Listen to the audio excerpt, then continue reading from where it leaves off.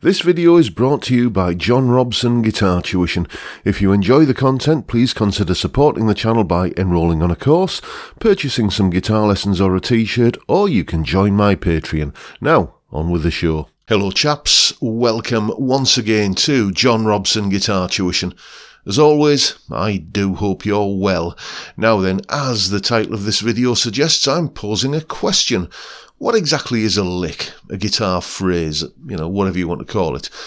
If you ask that question, as I often do to people, you usually get a similar answer each time. Oh, well, it's a group of notes. It's part of a solo. It's some notes from a solo. It's part of a scale.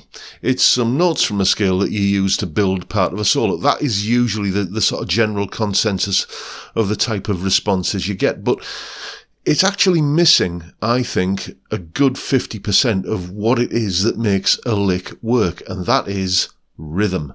Okay? If you have a good command of the rhythmic aspect of what you're playing, I don't mean rhythm guitar, I mean the rhythm of the actual phrases and the licks that you're playing in your solos. If you have a good command of the rhythmic aspect of it, and you know how to manipulate the rhythm and make it work for you and make more interesting things out of that rhythm, then you get more mileage out of your licks. And it can often be the difference between you've learned a lick from a solo that sounds absolutely great in its original setting, and then you play it and it sounds okay but nowhere near as good as what it did when the person who you heard playing it, that you've copied it from, when they played it. So here's a little bit of a solo where I'm doing this kind of thing, where I'm playing around with the rhythmic aspect of the licks, and then I'll explain what was going on, the kind of concepts I was using. Here it is.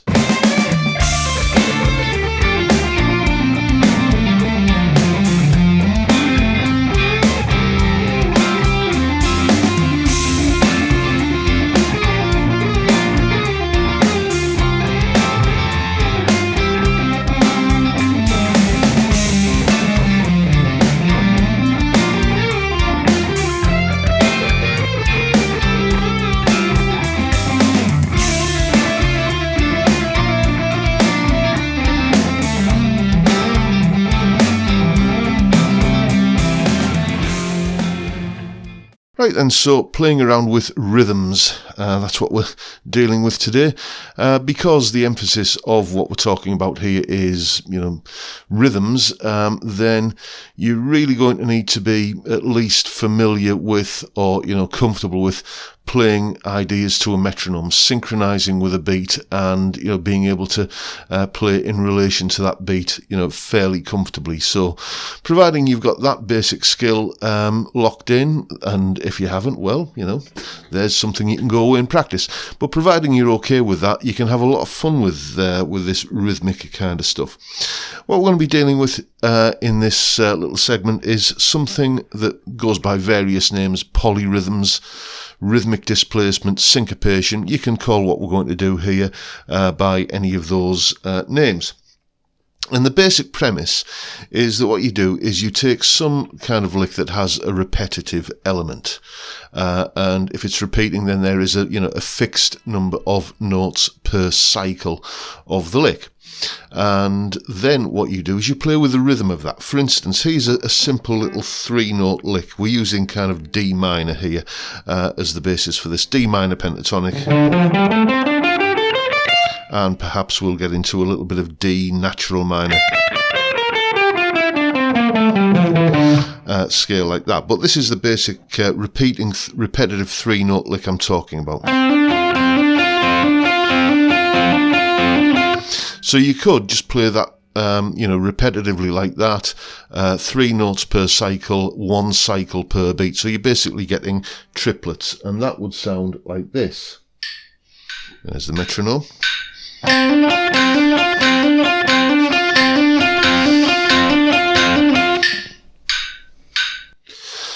And there's nothing wrong with that, but it does sound a little bit predictable and gets a bit boring after a while. So how can we enhance that? Well, play with a rhythm. So what we're going to do is, rather than playing 3 notes per beat, we're going to play 4 notes per beat, but still the same repetitive 3-note lick. So if we're going to split that into groups of 4, then we're going to get 1, 2, 3, 4, 1, 2, 3, 4, 1, 2, 3, 4, 1, 2, 3, 4. See what I mean? You get a different arrangement of notes on each beat, and when you put that to the metronome, it sounds like this.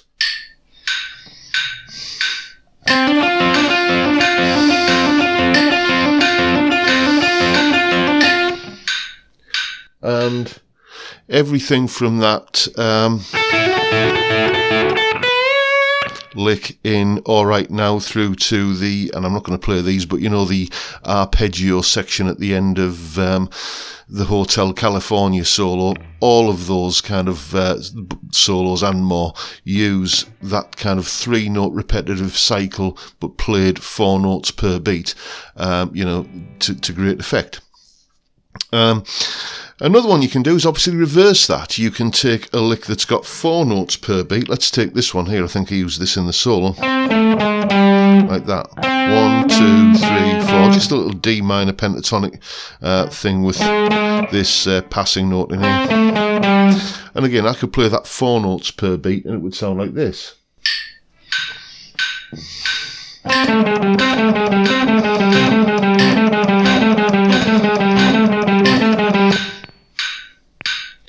Again, gets a bit samey and boring after a while, but play that rhythmically in groups of 3, so you would get kind of 1, 2, 3, 1, 2, 3, 1, 2, 3, 1, 2, 3.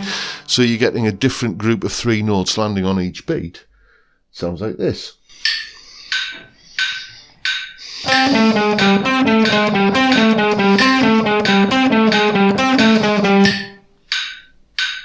Much more interesting to listen to. One favourite of mine that I like to use a lot is where I take a 5-note lick, and I think this is one that I used earlier in the demonstration, where I'm using that kind of that G sharp passing note, but an octave higher this time, and here is the 5-note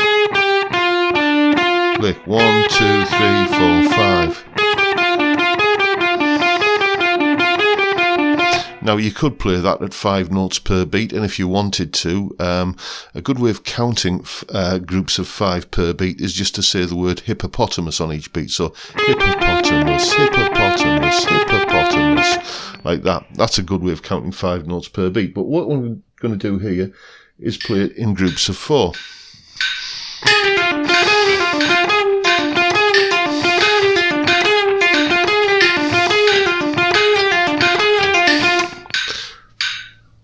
Like that. And another variation you can do is maybe do 6 notes per beat, and you know, maybe you could have something like this. This is one I like to use a lot. 1, 2, 3, 4, 5, 6,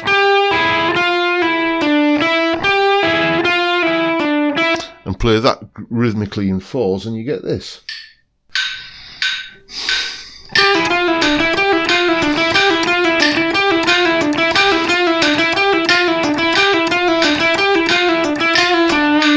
That kind of thing. Okay, so this is a good way of, you know, basically taking a repetitive lick and making it sound less repetitive. And repetitive licks are your friend, because, you know, if it's something that you can just put your fingers on autopilot and just kind of go around that cycle a few times, somehow making it sound rhythmically interesting because of this, you know, kind of polyrhythm displacement kind of thing that you're doing, that's giving you thinking time to think about what you're going to play next. And it doesn't have to be like the same group of notes each time. Any time you can make the case for something being divided into groups of a certain number, you can do this thing with it. For instance, here's, I think this was the first lick I played in the solo actually. If I kind of come down just a straight D minor pentatonic in like a scale sequence like this.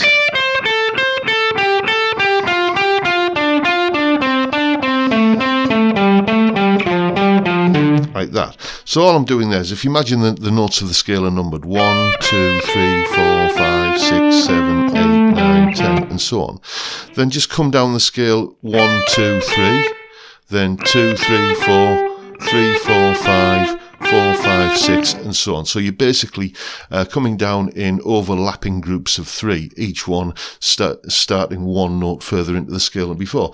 And again, I could play that in triplets, 3 notes per beat, and that will sound like this.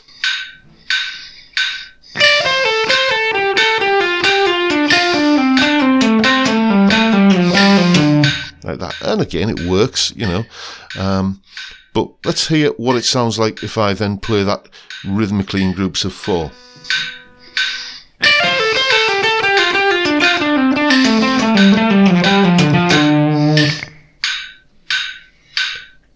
Excuse me, struggling to stop the metronome there.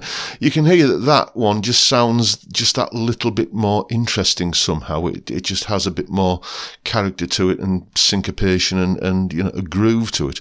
And as I said, this is something I do all the time in me soloing. It's just something that I think I understood what I was doing long after just kind of learning to do it by ear. And then as soon as I began to understand it, I began to be able to apply the principle to other things. You know, I learned some licks that did this kind of thing and played them like that by ear, and then figured out what I was doing and thought, oh, I can apply that to this lick and I can apply it to that lick. So it's just a good thing to have in the toolbox, really. So take it away and have some fun with it. So there you have it. There is, of course, a full tab in both Guitar Pro and PDF formats, along with the clip of me playing the solo and that clip that you've just seen there of me explaining everything that's going on there, the kind of things I was doing, and the backing track to play along with. All of that is up on my Patreon page. There's the address, and the link is, of course, in the description. It's only $3 a month, and you get access to all of these additional resources that go along with these YouTube lessons that I do.